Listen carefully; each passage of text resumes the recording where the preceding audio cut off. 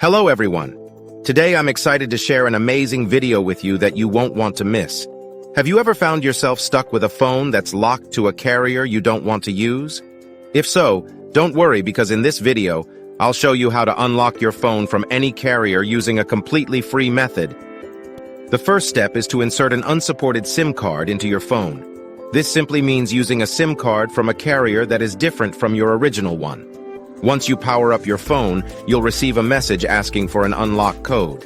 All you have to do is enter the unlock code, and boom! Your phone is now fully unlocked and ready to be used with any carrier you choose. To get a free carrier unlock code, simply visit useanysim.com and follow the easy-to-follow instructions provided.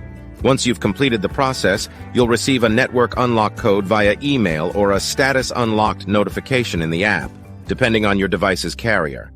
I hope you found this tutorial helpful, and stay tuned for more exciting content coming your way soon.